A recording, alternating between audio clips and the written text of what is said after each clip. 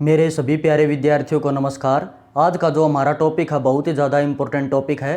तो आज का हमारा टॉपिक रहेगा हरियाणा में सिंचाई की परियोजना। हरियाणा के अंदर जितनी भी सिंचाई करने के लिए जो परियोजना बनाई गई तो हम सभी परियोजनाएं कराएंगे। तो हरियाणा की सभी सिंचाई परियोजना। और सबसे पहले ज़्यादा से ज़्यादा हमारे चैनल को सब्सक्राइब करें और शेयर करें और बेल आइकन को दबाएँ ताकि बच्चे ज़्यादा जुड़ सकें हमारे चैनल के साथ। ठीक है, तो आज का हमारा टॉपिक रहेगा हरियाणा की सभी सिंचाई परियोजना। तो सबसे पहले बात करते हैं नांगल उत्थान सिंचाई परियोजना। ये जो नांगल उत्थान सिंचाई परियोजना है ये क्यों शुरू की गई थी? तो नांगल उत्थान सिंचाई परियोजना द्वारा अंबाला जिले में सिंचाई की जाती है। तो ये पॉइंट आप नोट कर लेना। क्वेश्चन आपसे पूछेंगे कि अंबाला में सिंचाई किस सिंचाई परियोजना द्वारा शुरू की गई? तो अंबाला में सिंचाई नांगल उत्थान सिंचाई परियोजना द्वारा की जाती है। ठीक है, और क्वेश्चन आता है कि जो अंबाला जिला है, अंबाला जिले की सिंचाई किस पर निर्भर है? ये क्वेश्चन भी एग्जाम में आ चुका। तो अंबाला जिले की सिंचाई नहरों पर निर्भर है। जो अंबाला जिले की सिंचाई नहरों पर निर्भर है और अंबाला जिले की सिंचाई नांगल उत्थान सिंचाई परियोजना द्वारा की जाती है। और ये 80 किलोमीटर लंबी नहर है। इस परियोजना द्वारा 80 किलोमीटर लंबी नहर है। अगली बात हम करते हैं अथीनी कुंड बैराज परियोजना। अथीनी कुंड स्थान कहाँ पर है? यमुनानगर जिले में है।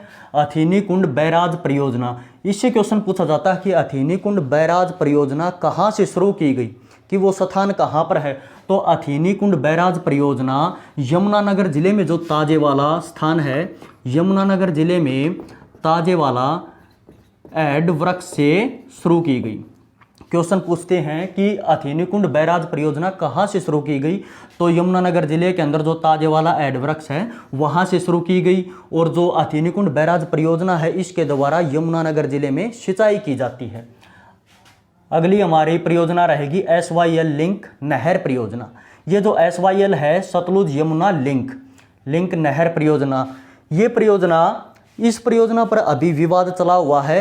तो आप सिर्फ इतना नोट करना, ये जो SYL है इसकी कुल लंबाई है 214 किलोमीटर SYL की।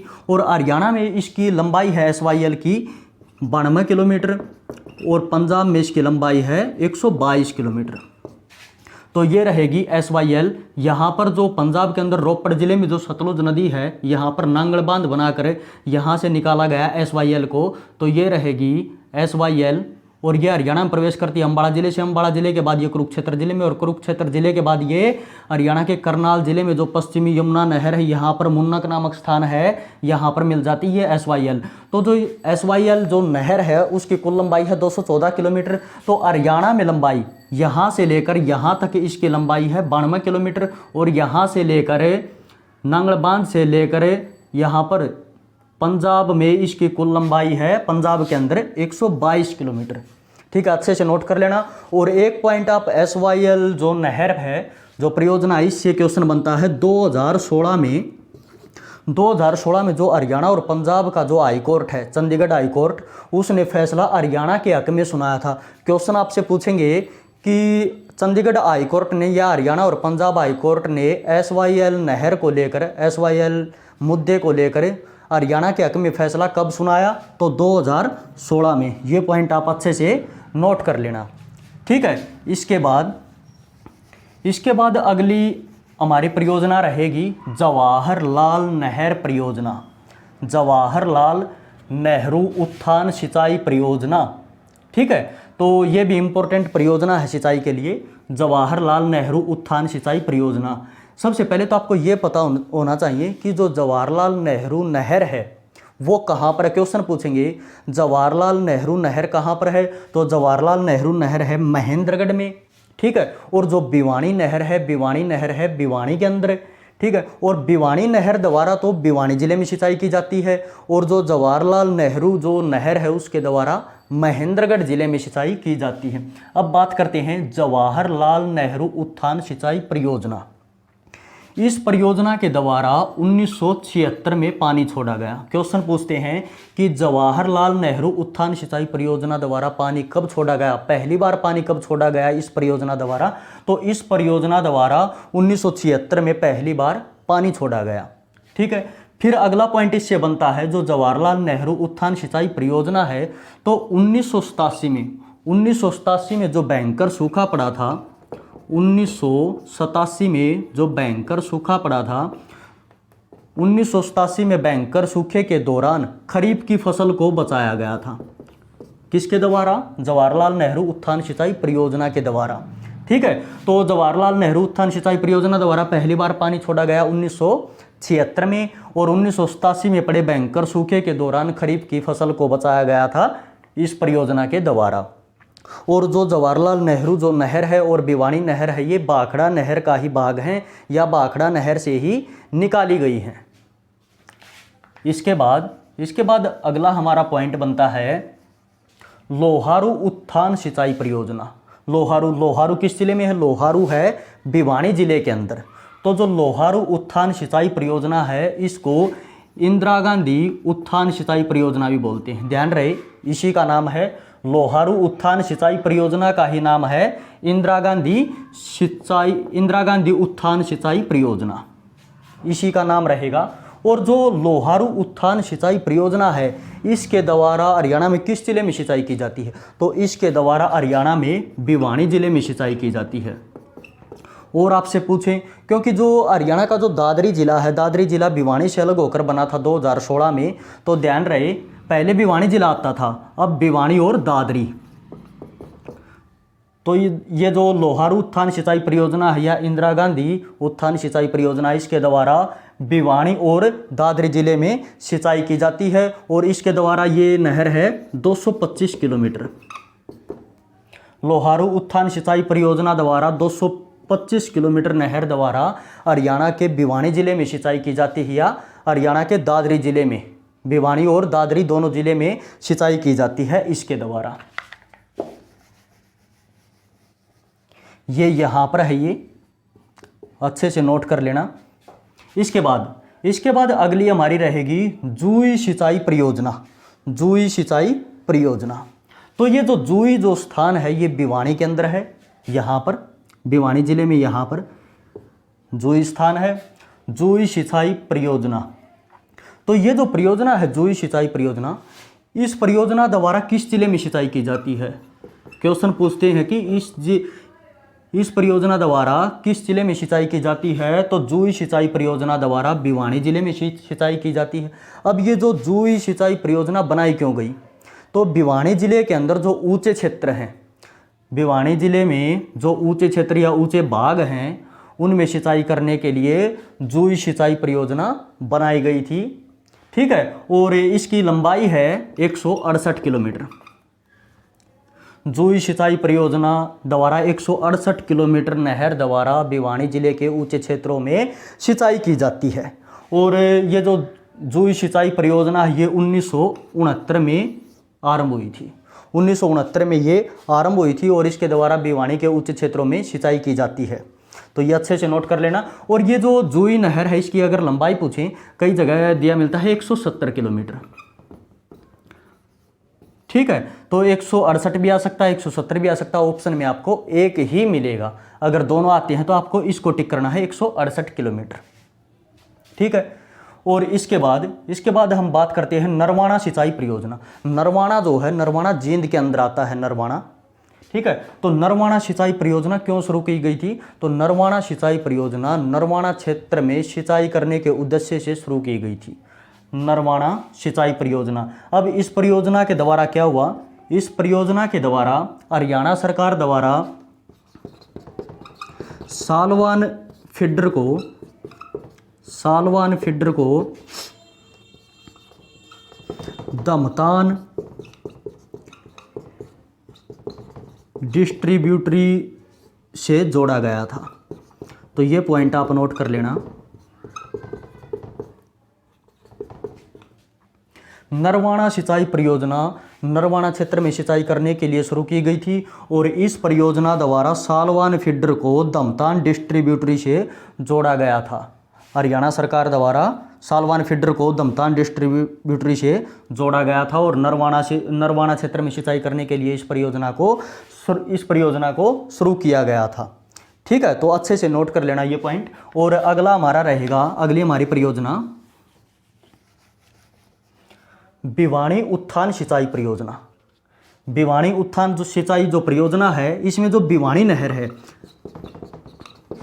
ध्यान दिया, अभी मैंने आपको बताया था जो भिवानी नहर और जवाहरलाल नेहरू नहर ये दोनों ही भाखड़ा नहर के भाग हैं या भाखड़ा नहर से निकाली गई हैं। और जो भिवानी नहर है, भिवानी नहर हरियाणा की सबसे छोटी नहर है भिवानी नहर, और भिवानी नहर को ही BN चक्रवर्ती नहर कहते हैं। भिवानी नहर को ही BN चक्रवर्ती नहर कहते हैं, भिवानी नहर को। और ये हरियाणा की सबसे छोटी नहर रहेगी BN चक्रवर्ती नहर। ये जो BN चक्रवर्ती थे ये हरियाणा के दूसरे नंबर के राज्यपाल थे, यानी कि वीरेंद्र नारायण चक्रवर्ती। और ये जो भिवानी उत्थान सिंचाई परियोजना है, इसके द्वारा 220 किलोमीटर लंबी नहर द्वारा 220 किलोमीटर लंबी नहर द्वारा भिवानी जिले के 1 लाख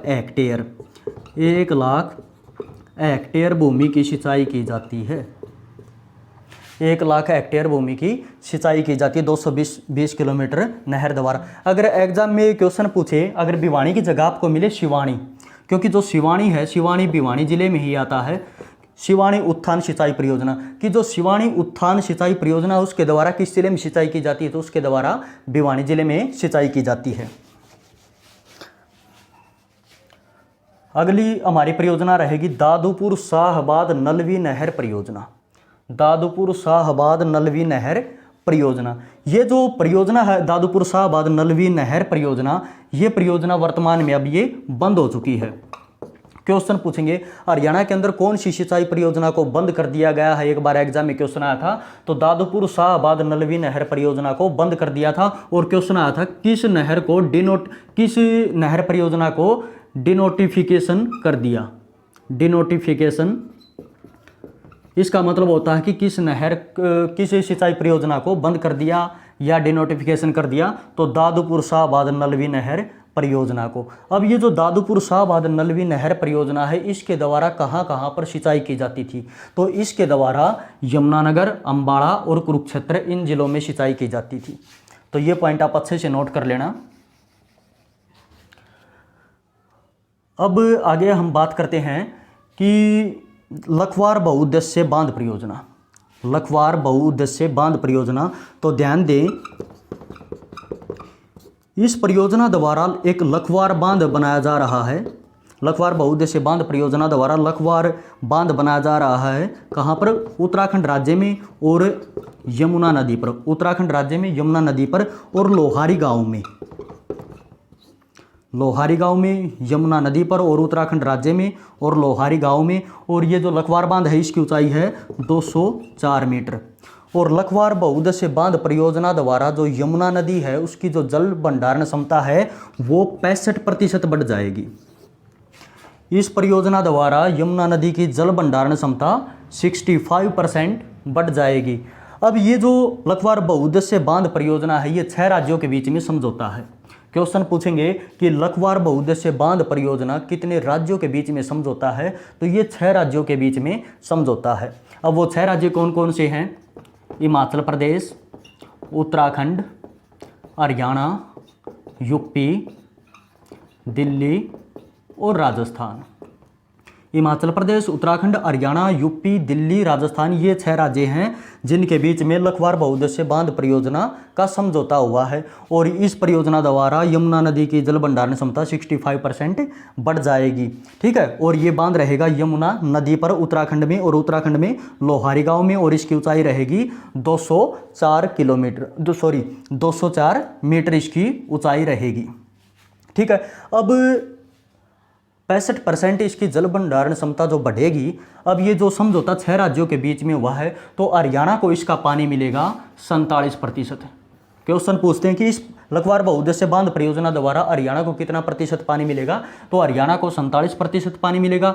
और जो 53% पानी है वो अन्य राज्यों को मिलेगा, जैसे हिमाचल प्रदेश, उत्तराखंड, यूपी, दिल्ली, राजस्थान, इन राज्यों को मिलेगा 53% सभी को, और इनमें से 47% अकेला मिलेगा हरियाणा को। और जो हरियाणा सरकार है, हरियाणा सरकार ने इस परियोजना के लिए या इस बांध के लिए कितनी राशि दी है? 123.29 करोड़। ये भी आप नोट कर लेना। हरियाणा सरकार द्वारा 123.29 करोड़ राशि दी गई है लखवार बहुउद्देश्य बांध परियोजना द्वारा। ठीक है। और एक बांध और है किसाऊ बांध, ये भी आप नोट करना, किसाऊ बांध। तो सबसे पहले तो आपको ये पता होना चाहिए, कई बच्चे इसी में कंफ्यूज हो जाते हैं कि जो लखवार बांध है वो किस राज्य में है, किस नदी पर है, और जो किसाऊ बांध, सबसे पहले बात करते हैं जो किसाऊ बांध है ये है हिमाचल प्रदेश में भी है और उत्तराखंड राज्य में भी, उत्तराखंड राज्य में भी है और ये हिमाचल प्रदेश में, ये दोनों राज्यों में है ये, ठीक है, किसाऊ बांध। अब किसाऊ बांध किस नदी पर है? किसाऊ बांध टोंस नदी पर है, और जो टोंस नदी है, टोंस नदी यमुना नदी की सहायक नदी है, ठीक है। और किसाऊ बांध से, ये किसाऊ बांध बनने से हरियाणा को 700 क्यूसेक पानी मिलेगा, 700 क्यूसेक। ये इंपॉर्टेंट है कि किसाऊ बांध बनने से हरियाणा को कितना पानी मिलेगा? 700 क्यूसेक। अब ये क्यूसेक क्या होता है? जो पानी की जो क्षमता जो नापी जाती है वो क्यूसेक द्वारा नापी जाती है, तो 700 क्यूसेक पानी मिलेगा हरियाणा को किसाऊ बांध द्वारा, ठीक है। अब एक बांध और बताता हूँ, क्योंकि ये जो बांध हैं इनमें थोड़ा कन्फ्यूजन रहता है, जो हिमाचल प्रदेश में, उत्तराखंड में जो बिल्कुल बॉर्डर पर जो बांध हैं उन पर। तो एक बांध है रेणुका। सबसे पहले रेणुका बांध किस राज्य में है? रेणुका बांध है हिमाचल प्रदेश में, रेणुका बांध रहेगा हिमाचल प्रदेश में, ठीक है। रेणुका बांध किस नदी पर है? रेणुका बांध गिरी नदी पर है, रेणुका बांध रहेगा गिरी नदी पर, ठीक है। ये जो गिरी नदी है, गिरी नदी यमुना की सहायक नदी है, ठीक है, गिरी नदी यमुना की सहायक नदी है। रेणुका बांध है हिमाचल प्रदेश में, और किसाऊ बांध है उत्तराखंड और हिमाचल प्रदेश में, और किसाऊ बांध से हरियाणा को पानी मिलेगा 700 क्यूसेक, ठीक है। और किसाऊ बांध है टोंस नदी पर। एक बांध और है इंपॉर्टेंट, जो हरियाणा के आसपास के जो बांध हैं, हरियाणा से बाहर हैं वो भी इंपॉर्टेंट है। जैसे कि एक आता है डासा बांध, डासा बांध हरियाणा में नहीं है, डासा बांध है दिल्ली में, डासा बांध है दिल्ली के अंदर, ठीक है। तो ये पॉइंट आप अच्छे से नोट करना। और एक योजना और है इंपॉर्टेंट, जिससे हरियाणा के एग्जाम में क्वेश्चन आता है, क्वेश्चन आता है कि जो पश्चिमी यमुना नहर, पश्चिमी यमुना नहर और भाखड़ा नहर, पश्चिमी यमुना नहर और जो भाखड़ा नहर है, पश्चिमी यमुना नहर और भाखड़ा नहर को किसके द्वारा जोड़ा गया? तो पश्चिमी यमुना नहर, पश्चिमी यमुना नहर फीडर योजना द्वारा जोड़ा गया। क्वेश्चन यही पूछते हैं कि पश्चिमी यमुना नहर और भाखड़ा नहर को किसके द्वारा जोड़ा गया? तो पश्चिमी यमुना नहर और भाखड़ा नहर को पश्चिमी यमुना नहर फीडर योजना द्वारा जोड़ा गया, ठीक है। एक तो ये पॉइंट पूछते हैं, और दूसरा पॉइंट इनसे रिलेटेड है कि इसके कितने भाग हैं। पश्चिमी यमुना नहर और भाखड़ा नहर को पश्चिमी यमुना नहर फीडर योजना द्वारा जोड़ा गया, और इस योजना द्वारा जोड़ने के बाद इसके कितने भाग हैं? इसके 2 भाग हैं। ये इंपॉर्टेंट है, एक बार एग्जाम में ये क्वेश्चन पूछा था कि इसके कितने भाग हैं? इसके 2 भाग हैं, और ये दोनों भाग इंपॉर्टेंट है। एक तो है नरवाना शाखा लिंक, नरवाना शाखा लिंक, और एक है बरवाड़ा शाखा लिंक, बरवाड़ा शाखा लिंक,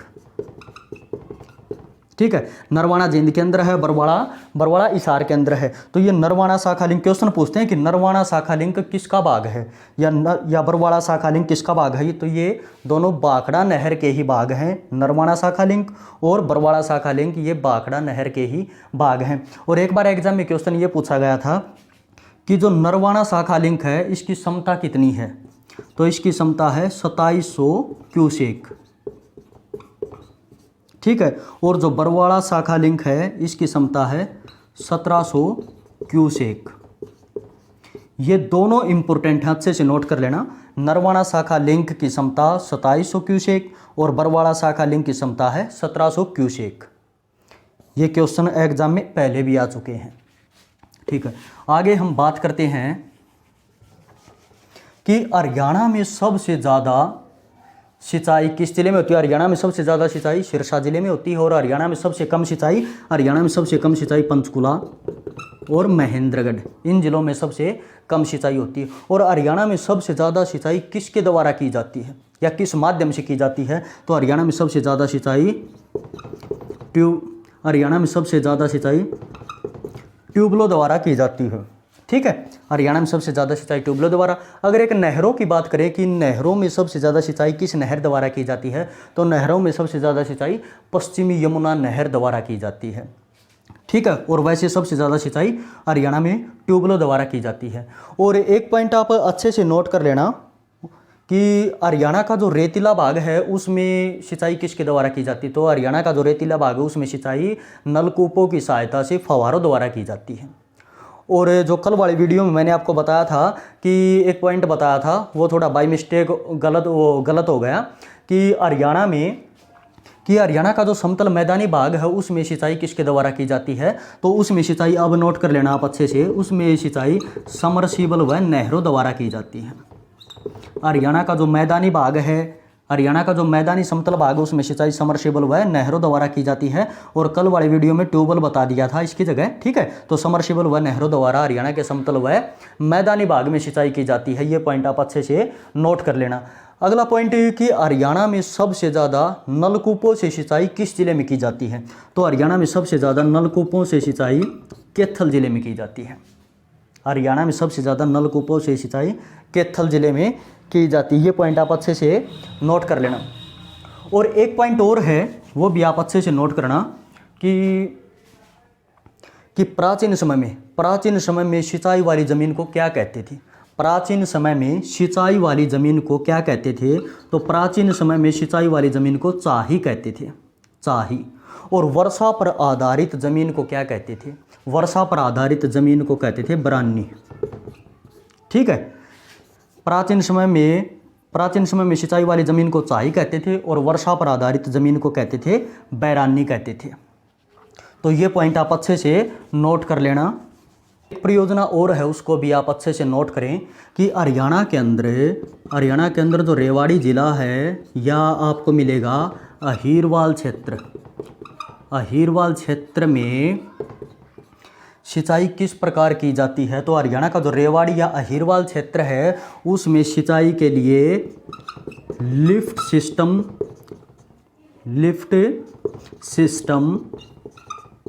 सिंचाई शुरू की गई है। और हरियाणा में ये कौन से नंबर की लिफ्ट सिस्टम सिंचाई है, तो आंसर आएगा 5वीं। ठीक है, और एक बांध और रहता है हमारा भाखड़ा बांध। भाखड़ा बांध है तो हिमाचल प्रदेश में, लेकिन इससे हरियाणा के एग्जाम में क्वेश्चन बनते हैं भाखड़ा बांध से कि भाखड़ा बांध का जनक किसे कहते हैं, भाखड़ा बांध का पिता किसे कहते हैं। तो भाखड़ा बांध जो हिमाचल प्रदेश में सतलुज नदी पर है, तो भाखड़ा बांध का जनक चौधरी छोटू राम को कहते हैं। भाखड़ा बांध का जनक, यहाँ पर ये जो भाखड़ा बांध है हिमाचल प्रदेश के बिलासपुर जिले में सतलुज नदी पर है, तो भाखड़ा बांध का जनक चौधरी छोटू राम को कहते हैं, क्योंकि चौधरी छोटू राम का संबंध है गढ़ी सापला से। गढ़ी सापला जो रोहतक के अंदर है और गढ़ी सापला का नाम वर्तमान में हो गया है छोटू राम नगर। ठीक है, तो जो भाखड़ा बांध का जनक या पिता चौधरी छोटू राम को कहते हैं, क्योंकि चौधरी छोटू राम ने 1944 में बिलासपुर के राजा से भाखड़ा बांध के लिए परमिशन ली थी। ये क्वेश्चन पूछा जाता है कि चौधरी छोटू राम ने 1944 में पूछा जाता है कि चौधरी छोटू राम ने भाखड़ा बांध के लिए बिलासपुर के राजा के साथ मतलब कब समझौता हुआ या कब परमिशन ली, तो 1944 में। और एक क्वेश्चन ये बनता है कि भाखड़ा बांध का कार्य कब शुरू हुआ, तो भाखड़ा बांध का कार्य 1948 में शुरू हो गया था। भाखड़ा बांध बनने का कार्य 1948 में शुरू हो गया था और 1944 में परमिशन ली गई थी चौधरी छोटू राम द्वारा। ठीक है, और 1963 में भाखड़ा बांध का उद्घाटन किया गया। भाखड़ा बांध का उद्घाटन 1963 में किया गया। ये पॉइंट आप अच्छे से नोट कर लेना। ठीक है, ये भी इंपॉर्टेंट फैक्ट बनते हैं। और क्वेश्चन ये बनता है कि जो भाखड़ा बांध है, भाखड़ा बांध की लंबाई कितनी है। भाखड़ा बांध की लंबाई है 1700 फीट और ऊंचाई है 740 फीट। भाखड़ा बांध की लंबाई 1700 फीट और ऊंचाई 740 फीट। तो ये हमारा आज का टॉपिक था, हरियाणा की सभी सिंचाई परियोजना। तो इसको अच्छे से नोट कर लेना, स्क्रीनशॉट ले लेना और हमारे चैनल को ज़्यादा से ज़्यादा सब्सक्राइब करें ताकि और जो पढ़ने वाले बच्चे हैं उनको भी बेनिफिट हो सके। ठीक है, तो जय हिंद, जय भारत।